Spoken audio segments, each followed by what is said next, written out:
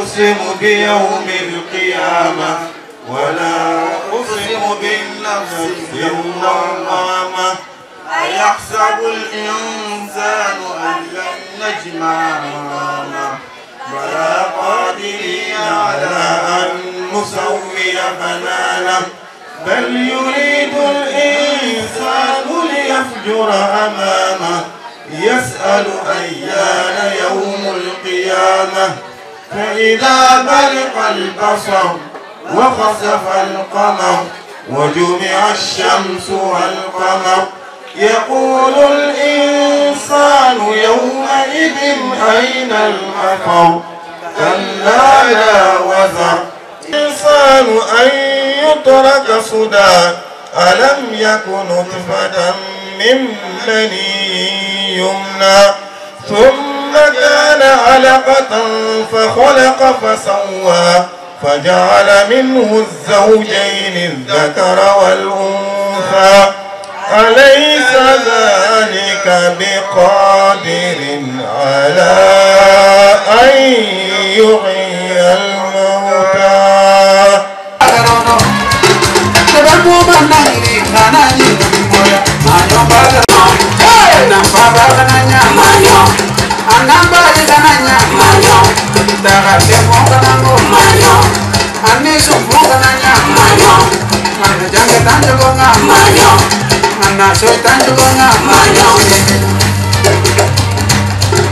Machallah.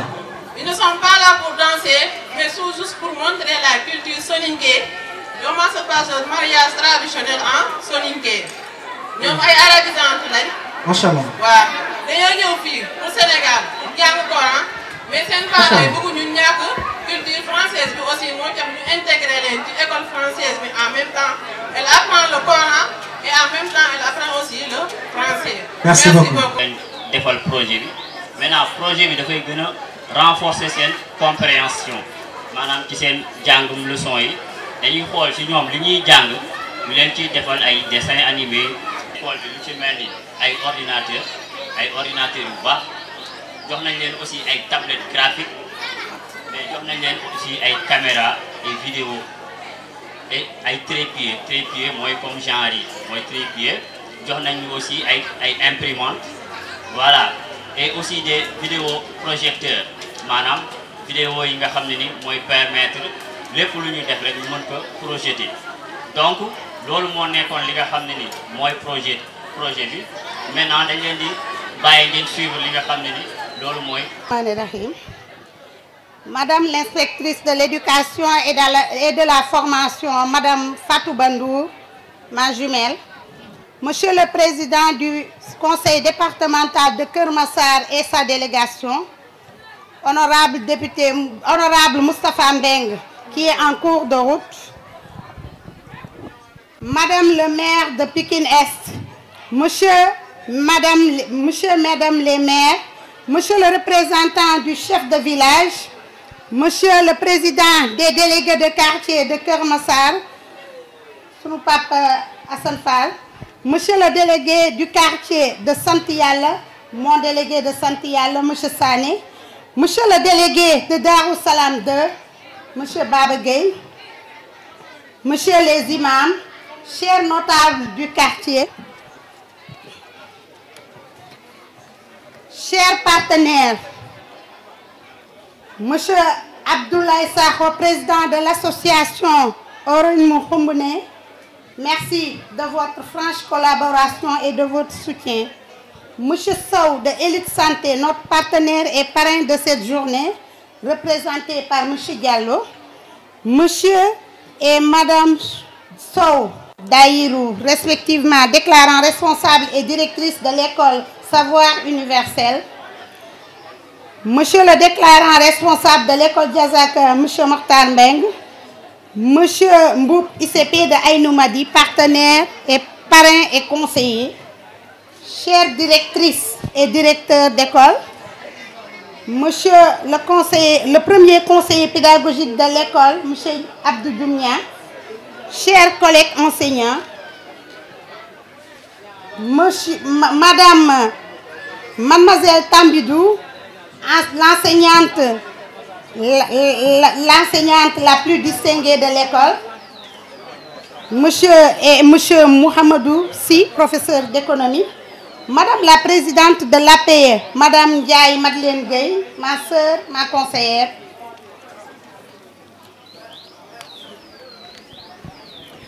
chers parents d'élèves, chers parrains et marraines, les partenaires de toujours, Bécaye l'électricien, Midi Pile, la presse avec Niti TV et IM Télé, chers élèves, Madame Badji, mère Aïda, communément appelée la maman de Madame Beng, Madame K, la mère de Awaka, qui est l'élève à qui on rend hommage pour cette journée, Madame les présidentes de Dole Djiguen, Madame la présidente de Machallah et sa délégation, honorables invités, chers lauréats, c'est avec une immense joie, un profond sentiment de responsabilité et d'une grande fierté que je prends la parole aujourd'hui à ma double qualité de présidente du comité d'organisation et directrice de l'école Diazaka Le Savoir, à l'occasion de cette édition tant attendue de nos journées culturelles.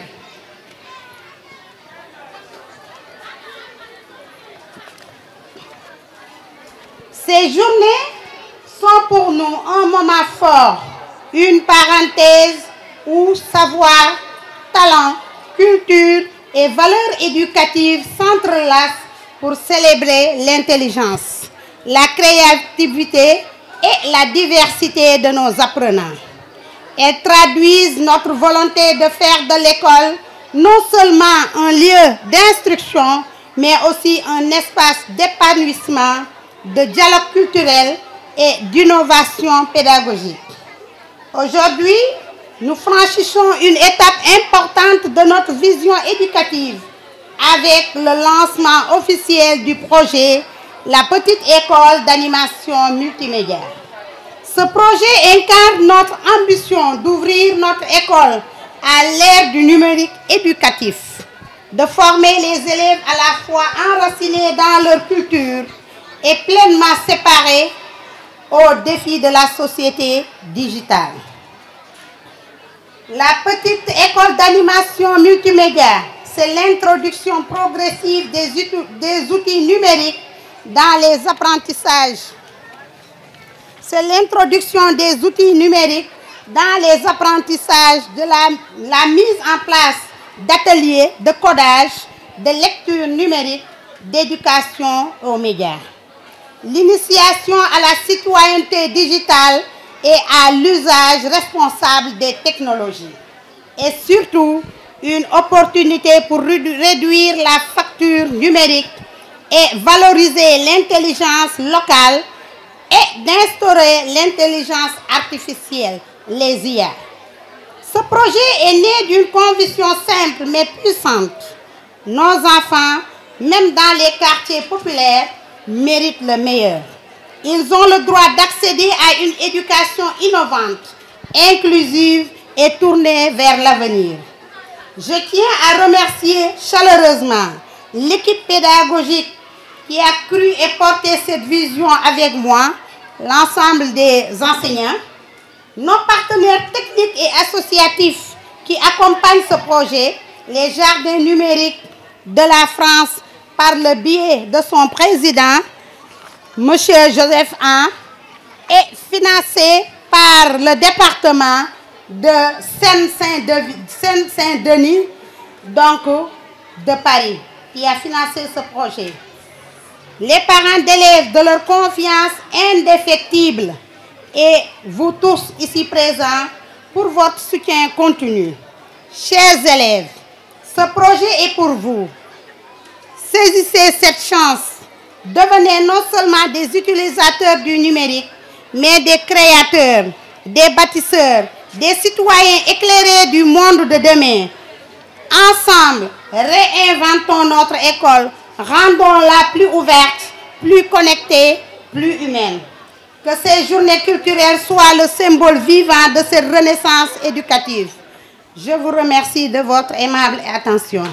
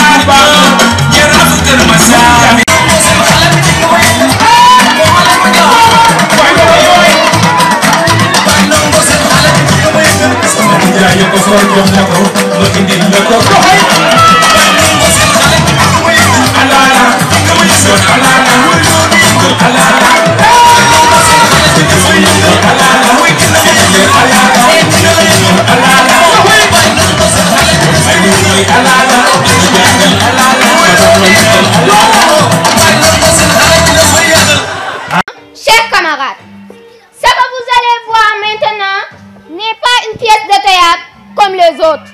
C'est un hommage au moment de mémoire, de silence et de lumière. Nous avons choisi de dire avec le cœur ce que les mots peinent à exprimer pour Awaka. Awa, notre sœur, notre amie, notre camarade. Elle est partie trop tôt, mais son sourire reste avec nous. Son regard, son calme, sa présence reste dans nos cahiers, nos souvenirs, nos prières. Aujourd'hui, nous la faisons revivre quelques instants dans la dignité, la tendresse et l'amour. Cet hommage s'intitule à Awaka, étoile envolée, et il vous est présenté dans tout le respect que nous lui devons. Merci.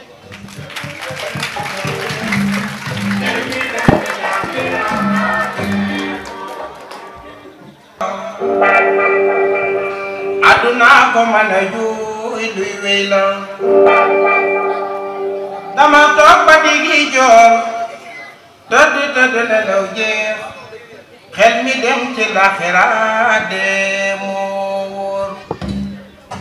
Hommage à Awaka, étoile envolée, dans le silence d'un matin voilé, février a brisé l'éclat d'une année. Oh Awa, ton nom chante encore dans l'air, comme un doux souffle, comme une prière. Elle a trouvé son dernier chemin. Tu marchais le cœur grand, le regard lointain. Brillante étoile au rêve d'avenir. Tu portais nos espoirs, nos plus beaux souvenirs. Ton sourire disait plus que les mots, un baume discret sur tous les mots. Tu étais l'écoute, la paix, la clarté, un modèle de cœur, de dignité. La classe est au fil de ta voix, mais ton esprit vit. Il est là, tout près de nous, dans chaque pas, dans chaque regard. Souvenir rayonne, pur et rare. Repose en paix, douce Awa. Que le ciel te berce là-bas, que nos larmes deviennent fleurs pour honorer ta vie, pour calmer nos cœurs. Je vous remercie. Bu terminal suba teel classe bi ñëpp ñëw moom ñëwul ma woo yaayam mun ma tey dafa xaw a feebar man na ko non tey mooy dernière matière bi na forcé mu ñëw keroog ba mu ñëwee keroog laa ko di gis ci la gën a am na ba léegi mu nag des moments difficiles et je pense ça montre toujours que après tout l'école reste une famille, elle restera toujours une famille et que loolu moo tax nous allons lui décerner ce t-shirt pour lui permettre de comprendre que Diazaka restera toujours avec vous et que lépp loo xam ne rek mën nañ ko ci famille bi aussi dinañ ko def pour mémoire am. Ah, les élèves de terminale nag vous avez un défi, vous devez faire 100% pour sa mémoire. Voilà, les élèves de terminale yéen ñëpp da ngeen war a am bac uniquement pour rendre hommage à Awaka. waaw loolu c'est quelque chose moom maa ngi koy jox Marème Gningue qui est première de la classe de terminale avec une moyenne de 15 et quelques kooku ne war na porter loolu pour que inchallah ngeen jàll yi ñëpp 100%. donc t-shirt bi dañ koy jox te di voilà jox ko yaayam pour guise allez vos applaudissements pour guise de soutien et de remords voilà merci. waa Awaka moom dafa nekkoon élève boo xamante ne bi kenn la woon ci ñun yàlla dafa ñëw bëgg a jël ki gën a baax ci ñun ki gën a bëgg école bi ki nangoo jàng am kersa boo xoolee moom danaan ñëpp la bëggoon biñ ñee awaka dafa bett ñëpp dañoo dem vacances Noël ñibbi si ñëwul ñu toog rek ñu wax ñu ko benn dimanche muy dimanche bu metti ba tey dimanche bu ñu xëyee sax loolu la ñuy xalaat mënul denc ñun waaye di wax yaayam rek ñi awa nekkoon ak ñun ay awa dafa nekkoon élève boo xamante ne day indi ay conseil day dem day ñëw ne école bi nañ def lii buñ ko defee dina baax nañ def lii lu bëri changement yu bëri am na ci école bi ndax moom loolu après man laa comprendre ni kii du woon kuy toog te yàlla moo ñu ko gën a bëgg mu metti loolu kon yaayam lii dañ lay wan ni rek ñun suñu danga bokk ci Diazaka te tant que ñu ngi fi lu ñu yëpp ci yow dinañ ñëw taxaw niñ ci war a taxawee comme ni ko Awa do waroon a taxawee élèves yi noonu lañ taxawee ñu ngi lay sant di la gërëm ndax lépp it yow la nga nuyul ñu papaam bu baax am na fi BFEM jëlu sax diplôme ba tey jot na convocation bagam bi ñu xoolee convocation bag damaa jooy bay bëgg de parce que inscrire nañ ko avant muy gaañu donc mu nekk xale boo xamante ne daaw heure bii dañ ko primé elle était première de sa classe et elle a été toujours première bari kersa baax ba bëgg a dee ñu ngi lay sant di ci jàllale on en profite pour rendre hommage à Madame Sakho Djoumoulé la superviseure adjointe du Daara ba pare en même temps la femme de monsieur Sakho moom it daaw ku bari kersa ba nga xamante ne xale yi feetu des seen 20 ans mu rëy nekk 10 fois plus fête comme bii ñu def ko ba pare mu bàyyi ba guddi gi ba xale yi dem moo leen solal taxaw leen malgré que ñu ngi ci sukuraat defar leen ba xale yi dem mu yeewu suba teel xale yi tëj dem mu yeewu suba teel ñu xëy fajar rek ñu annoncé ñu décès bi foofu nga fay gis ni tey bu doon da ko def heure bii dina gën a métti te métti woon na kenn mënu téye kenn ñu amaat aussi un surveillant du Daara boo xamante ne Pape Sagna c'était un jeune laa la wax engagé vraiment moom aussi ñuy kii on en profite pour rendre leen ñoom ñëpp hommage mais yàlla moom bu bëggee ku soxla rek da ngay ñaan ñu ngi leen di ñaanal bu baax a baax yéen ñi fi nekk yëpp ku dem rek sànni leen ay ñaan wax dëgg jërëjëf kontaan nañu jërëjëf. xel bi lay fàttali ndax fa muy dogalee mënee su ko fa dogalee jàngal ci biiram ak lan bi bax saxin wax sax lan weetaale ñëpp jooy waaye du tiis loo gis dundam ci teel a jëm àdduna doy waar ñu war ko tey ci lëj la jëm ci démb la juddu woon tey mu am lii xam lii suba da jëm alal xam-xam bëri ak bu sa nax su muuroo keroog ba at ba jotee kiiraay kun da koy fëri kullu nafsin saalihatil mawti bakket bu mas dund masa dajeex malaakal mawti kullu man alayha faan kenn xamul si ñun faan fu mu lay fekk sa biir néeg wala l'hôpital faan neen saxu si jëf ju baax ndax loolu rek mooy am solo. Merci aujourd'hui pour célébrer la fin d'une année scolaire exceptionnelle. Cette journée est l'occasion de se réjouir des réussites, de partager les moments forts et de dire merci à tous ceux qui ont contribué à faire de cette année une réussite. Je tiens à remercier tous ceux qui ont participé à la réussite de ces journées culturelles, à savoir les membres du gouvernement scolaire, nos encadreurs et notre déclarant responsable, M. Mokhtar Meng. Je ne saurais terminer mon discours sans rendre hommage à notre regretté camarade Awaka, élève en classe de terminale, qui nous a été arraché à notre affection. Que la terre lui soit légère. Merci à tous et que la fête soit belle. De nos invités. Nous savons actuellement xatna te ku ne boo demul ci yëfa mu mere la kon ñu ngi jéglu baax ci autorités yi ñu may nu rek ñu accéléré ko ndax am na loo xam ni booy kilifa toogee war nañ ko gis loolu ñu ngi leen koy ñaan ah dinaa def nag discours pratiquement en français waaye li may gën a sàkku mooy xale yi ñu xam ni ëllëg pour Sénégal mën a dox il faut que njàng mi avancer loolu moo tax les journées culturelles bu ren bi thème bi c'est éducation culture ak citoyenneté notre priorité pour l'avenir donc loolu xale yi laa koy ñaaree donc monsieur le président du conseil départemental monsieur Babacar Gueye et sa délégation monsieur honorable député maire Moustapha Mbeng, le maire champion de l'éducation, l'ensemble des délégués de quartier présents, les imams, mais aussi le corps enseignant, les élèves à travers la présidente du gouvernement scolaire, les lauréats et surtout sans oublier notre partenaire et ami et frère, M. Seydou Sow de Élite Santé, que je vous demande d'applaudir fort, qui vraiment, je voudrais qu'il prenne la parole devant les autorités, mais le temps est un peu serré. Mais aussi saluer Madame Seynabou Ndoye, conseillère municipale de Keur Massar Sud et marraine de cette cérémonie, vraiment qui nous a accompagnés fortement. Madame le maire, nous les sentons de le nous tâchons Madame le maire Seynabou Ndoye. Nous tâchons Seynabou Ndoye. Également, M. Abdoulaye Sakho, partenaire de l'établissement, nous sentons que vraiment un élément de taille. Nous, M. le délégué de quartier Mamadou Sané, qui a été toujours présent dans nos activités. Imam Diallo, le délégué, l'imam de Centre Yale 2, nous sentons que nous aussi, tous les responsables de cette commune, à travers Mamadou Nyon, qui a fait le déplacement, nous Barbar, Mme Kharifal, Mme Lambende Diara et Mati Jean Passe, M. Ibrahim Sissé, chargé de l'organisation des journées, Mme la directrice de l'école. Assalamu alaikum wa rahmatullah. C'est avec une profonde émotion et une immense gratitude que je prends la parole en cette journée mémorable dédiée à la culture, à l'excellence et à la réussite. En premier lieu, permettez-moi de rendre un vibrant hommage à nos défunts, anciens élèves.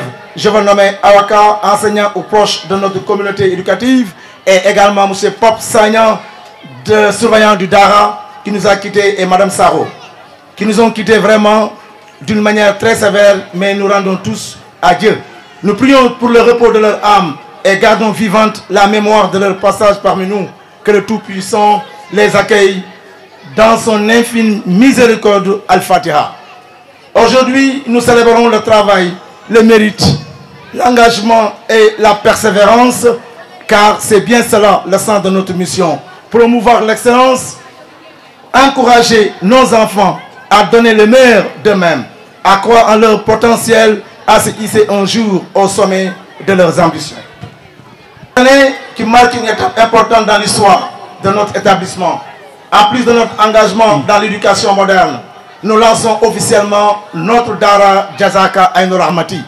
Ce Dara vient rejoindre aux besoins de réconcilier l'éducation religieuse traditionnelle et l'école formelle dans l'esprit de l'excellence et de la discipline.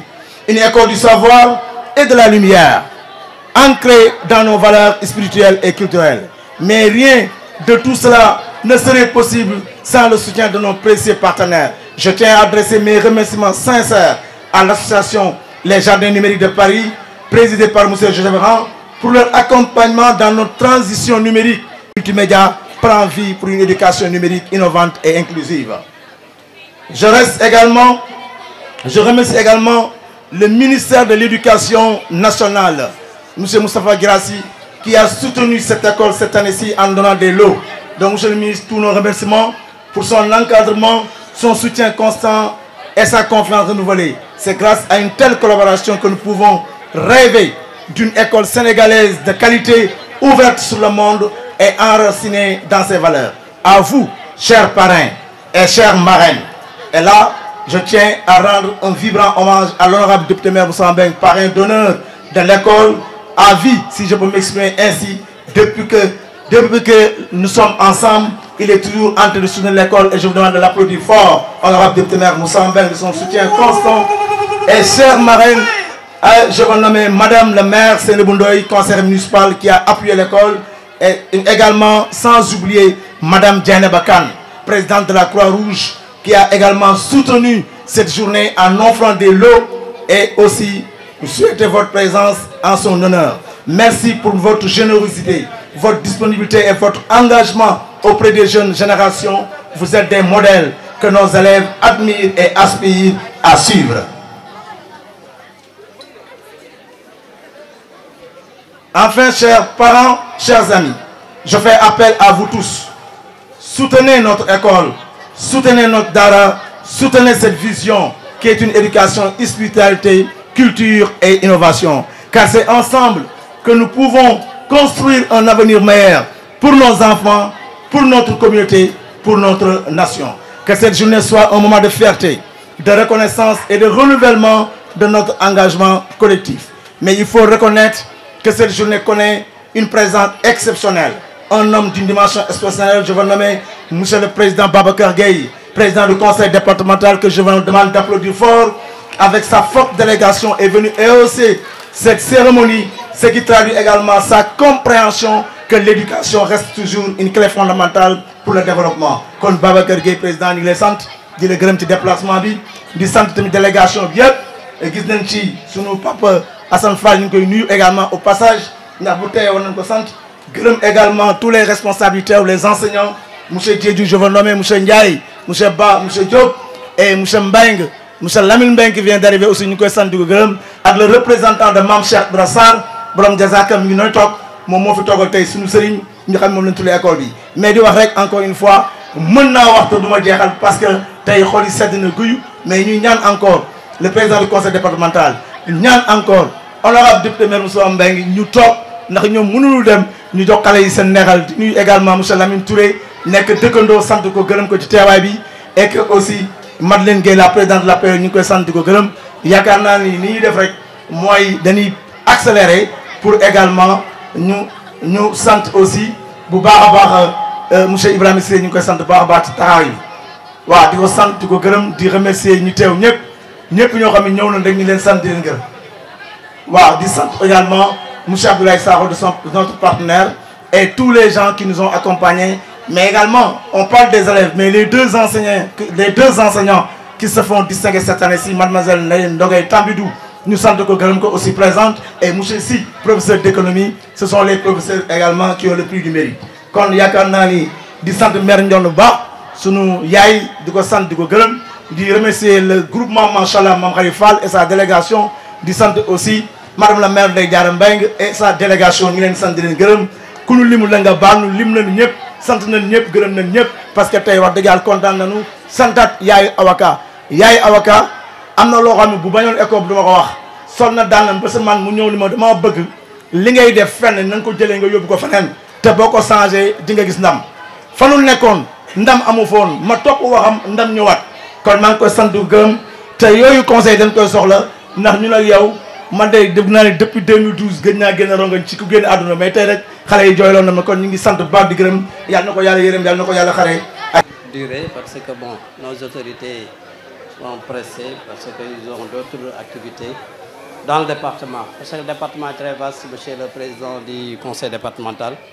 Je vous salue avec votre délégation, saluer la délégation de Kermassar Sud, saluer tous les enseignants, l'administration de l'école, monsieur Makhtar Mbeng, le directeur, et madame Lise Sow, la directrice.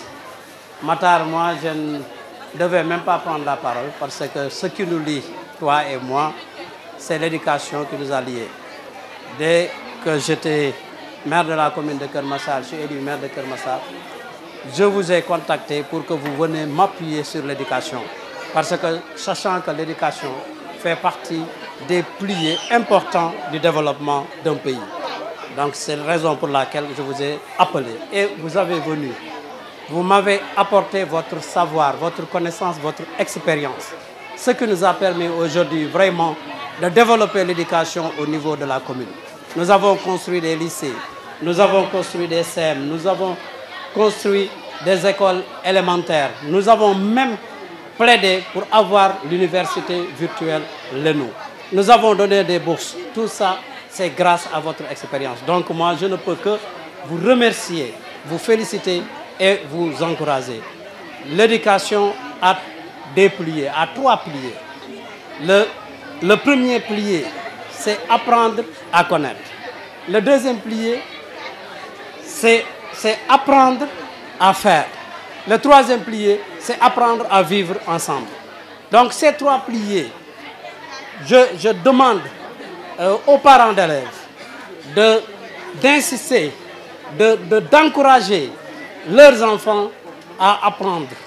Parce que quand on apprend, on devient compétent. Si on n'apprend pas, si on désapprend, on devient incompétent. Donc, et nous voulons avoir de la compétence. Donc, Matar Mbeng, je vous remercie. Je remercie Lisa Mbeng de m'avoir fait aujourd'hui le parrain d'honneur. Merci beaucoup. Moustapha Mbeng, Monsieur Seydou Sow, bu Élite Santé, Madame Madeleine Gueye, présidente de l'APE, Madame Seynabou Ndoye également.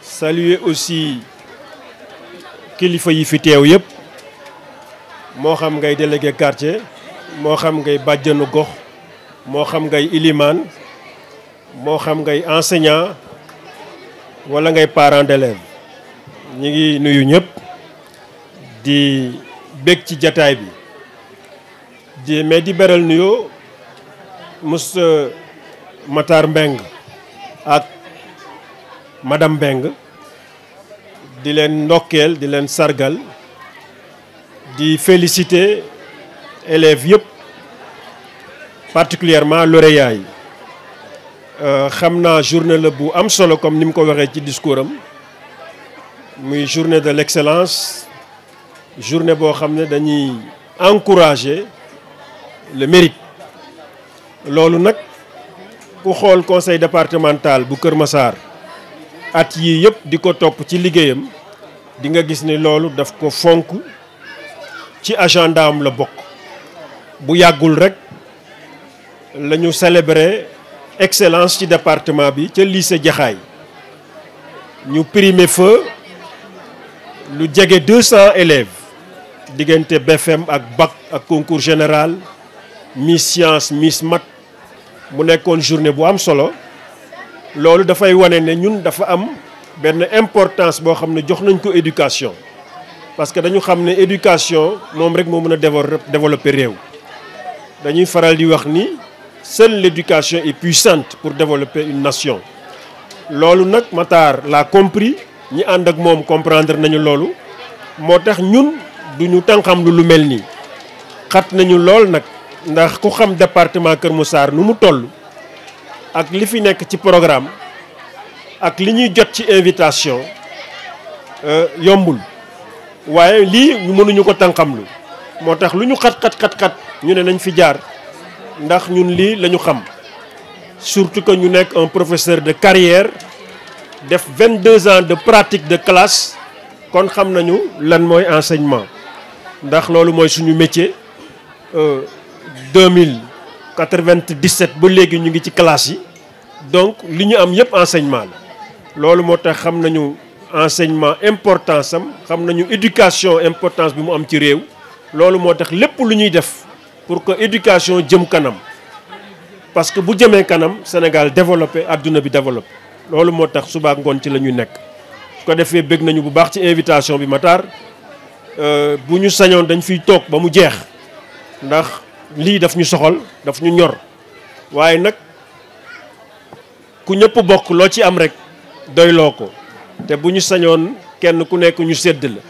loolu moo tax rek ñuy ñaan pour yeeweeku mais ñi ngi féliciter encore une fois ñëpp di la féliciter di féliciter madame Mbeng ci organisation bu exceptionnelle bi di pense que yoon yamul ci benn dañuy ñaan yàlla may ñu fekkee déwén te déwén dàq ren pense que dinañ leen gën a bàyyi xel dinañu seet à partir d'aujourd'hui naka la ñuy def ba gën leen jàppale parce que loolu mooy suñu devoir képp ku yëngu ci éducation parce que l'éducation est une compétence transférée tey état bi daf ñu transférer éducation pour que ñu développer ko ci département bi. Parmi les 9 domaines de compétences qui sont transférés aux collectivités territoriales éducation daf ci bokk loolu moo tax lépp lu ñuy def ci éducation ñu koy def am na nag ñu ma naan ma président xanaa éducation rek moo fi nekk ndax gisaguñu dara lu mu def ci wàllu santé c'est vrai culture mi ngi fi sport mi ngi fi leneen mi ngi fi mais nous avons un département boo xam ni day doog a judd 2021 lañ ko créé à travers le décret 687 du 28 mai 2021 2022 la ñu installé collectivité yi muy conseil départemental bi ak mairie yi alors la ñu war a am yu ci bëri en termes d'infrastructure amuñu ko surtout ci wàllu santé le conseil départemental d'après le code général des collectivités territoriales gère les hôpitaux de niveau 1 et 2 malheureusement nous n'avons pas d'hôpitaux loolu moo tax dans ce domaine gisaguñu yenn action yi mais on se bat actuellement ñu ngi on est en train de s'activer pour que ñu am hôpital parce que dañ ko soxla parce que centre de santé yi fi nekk ak poste de santé yi mairie ñoo leen di gérer loolu moo tax conseil bi dans ce domaine mënagul def yenn action yi mais yooyu yëpp incha allah dina ñëw te lépp luñ ci war a def ñu ngi koy def pour que Kër Massar am hôpital am stade ci wàllu sport am lycée technique et professionnel parce que loolu moo fi amagul aussi et cetera donc yooyu yëpp ñu ngi ci kii ak kilifa yi pour que Kër Massar gën a mën a am ay infrastructure gën a mën a avancer te loolu ñu ngi ciy talal loxo képp koo xam ne doomu Kër Massar nga ñu ànd pour que infrastructure yi mën a am ñu ngi leen di sant di leen gërëm di jégalu ci guddal bi di sant bu baax vraiment bég nañu ci invitation bi salaamaaleykum wa rahmatullah.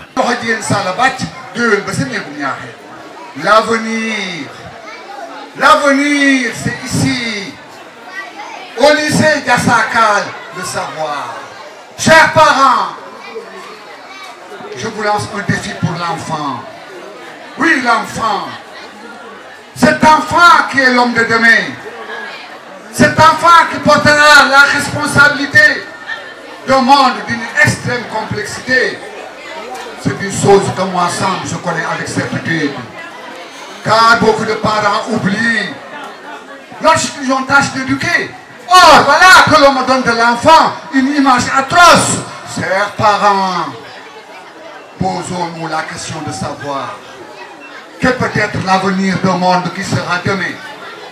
Confié à des enfants, grandis dans la souffrance, dans le vagabondage, les hommes imitent les femmes imitent les hommes, insultent les autorités sur les réseaux sociaux. Ils ont perdu l'espoir. Ils ont perdu l'espoir. Il faut les aider à retrouver cet espoir.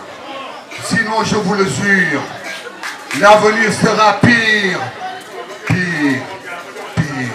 Gone gu xamul dara. Nga bëgg koo xamal dara.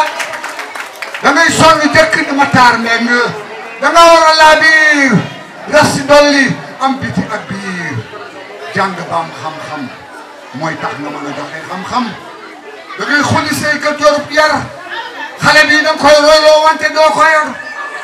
di naxtaan ak moom miinal ko sa bopp loo ko wax mu dugg ci biir boppam danga koy woo ci biir bëgg-bëggam di am po loo ko wax mu jàpp ko ci biir am po jàngale nag mooy defar nitu ko ëllëg tabax ko ba suba mu muus ni lëg jamono bu mu fekkee war caa mën a bokk ndax jamono bu ne ak xelam kon tojal xelam bàyyi ko muy seetal boppam moo raw nga jox ko léppam xale xamul yàlla wante xam na yar loolu mooy waxu ñu ñàkk xam-xam ak bu yar ndax yar du yar bu yar doon ba yar ba tey mbaam yaru bu yar doon yar ba tey fas yaru kon gaa yi yar du yar tabax kër nag yomb na boo amee ciment am suuf am béton wante tabax doomu aadama moo jafe defar jikkoy doomu aadama moo jafe te jikko yaa ngi yu baax yaa ngi fi de fa nu ko daan defare moo yàqu jikko yu baax yaa ngi fi fa nu ko daan defare moo yàqu ndax démb ñoom maam la woon tey ñun la ëllëg suñuy doom te ku xamul sa démb doo xam sa tey te ku xamul sa tey doo xam sa bopp te ku xamul sa bopp doo mën a waaj sa ëllëg kon ku nekk war naa fonk démbam si jaamu yàlla la bokk si bëgg sa réew la bokk